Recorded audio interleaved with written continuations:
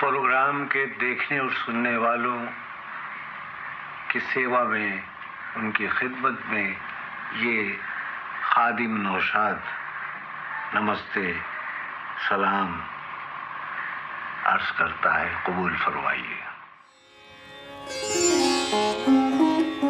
लखनऊ, जहाँ की गलियां अपनी ऐतिहासिक धरोहर और सांस्कृतिक धारा के लिए मशहूर है, वहीं यहाँ का संगीत भी विश्व भर में खास पहचान रखता है।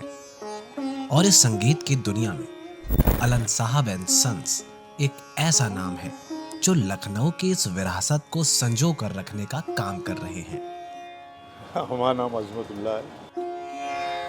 इस शॉप को हमारे दादाजी ने शुरुआत की थी।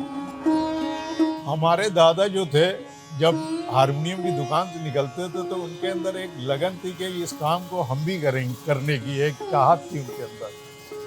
तो यहाँ एक बहुत बड़े उस्ताद होते थे, उनकी दुकान भी थी भोंदू एंड सन्स के नाम से।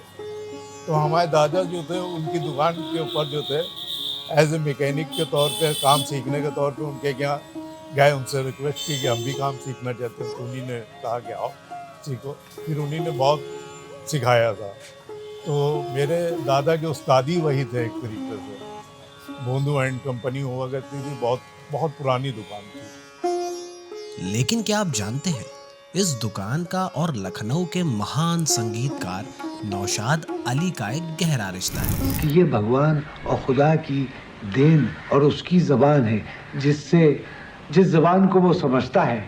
वरना पांचों वक्त अजान में संगीत ना होता, चर्च में प्रेयर के वक्त संगीत ना होता, मंदिर में राम धुन ना होती उसको पुकारने के लिए। तो संगीत यूनिवर्सल, संगीत आलमगीर ज़बान है। संगीत बजाते खुद एक दीन, एक धर्म है। इसमें कोई दीवार, कोई भी पर्दा नहीं है। नौशाद साहब जो थे वो हमारे दादा के जो थे भांजे थे। हाँ, हमारे दादा जो थे वो उनके मामू थे। हाँ, तो मामू अपने मामू के साथ जो थे वो लगे रहते थे, और मामू अपने साथ उनको काम पे भी ले आते थे। तो काम भी करते थे और उनके अंदर एक लगन थी संगीत की तरफ जो थे। तो वो अपना ज़्यादातर वक्त जो था वो हारमोनियम लेके बैठ के अपना धुनें बनाना, अपने रियाज करना, ये सब अपने किया करते थे। हाँ, काम की तरफ ध्यान नहीं जाता था उनका।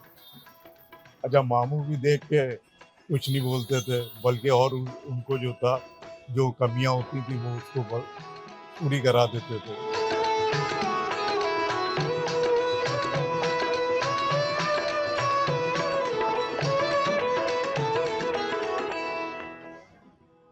नौशाद अली, जिन्होंने हिंदी सिनेमा को अपनी धुन में ऐसा डुबोया कि हिंदुस्तान ही नहीं बल्कि पूरी दुनिया मंत्रमुग्ध हो उठी, वो भी लखनऊ के थे। और उनकी बनाई धुनों में लखनऊ का ठेठ नवाब शाही अंदाज और संगीत की बारीकियां सजीव रूप से दिखाई देती हैं। प्यार किया तो डरना क्या, जब प्यार किया तो डरना क्या। प्यार किया कोई चोरी नहीं की, प्यार किया।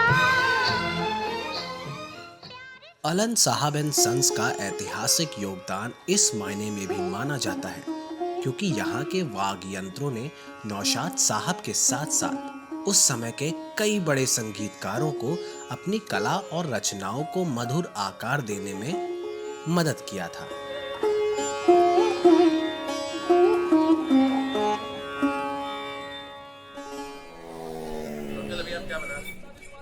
यह हारमोनियम की रिपेयरिंग कर रहे हैं जी।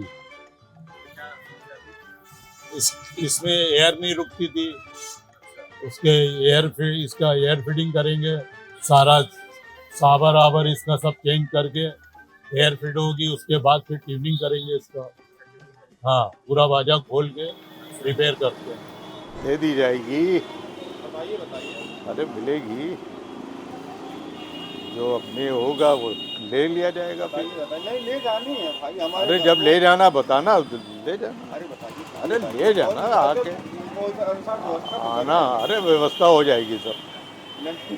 हाँ, तुम जब जाने का होगा बताना, उस फिर बढ़िया से कंप्लीट करा के दे देंगे।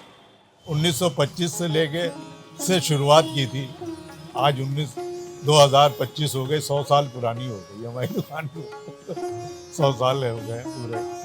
तब तो म्यूज़िक में, आज के म्यूज़िक में बहुत डिफरेंस है। आज तो सब वेस्टर्न की तरफ सब ज़्यादा भाग रहे हैं। पहले सब अपने इंडियन सब म्यूज़िक होता था, तबला हो गई, ढोलक हो गई, हारमोनियम हो गया, सरंगी हो गई, ये सब का बहुत चलन था पहले। और मेन संगीत ही इंडिया की पहचान ही हमारी यही है, सब साजों से।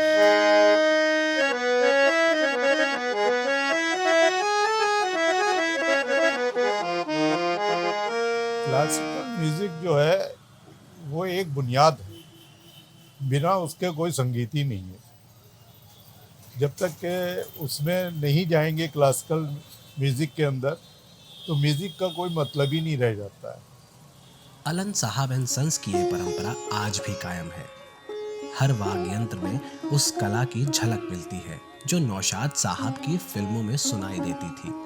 सितार, तबला, बांसुरी, इन वाद्य यंत्रों में संगीतकारों को वो आवाज मिलती है जो उनके दिल की गहराई से निकलकर सीधा हमारे दिलों तक पहुंच जाती है। आज की रात मेरे दिल की सलामी ले ले, दिल की सलामी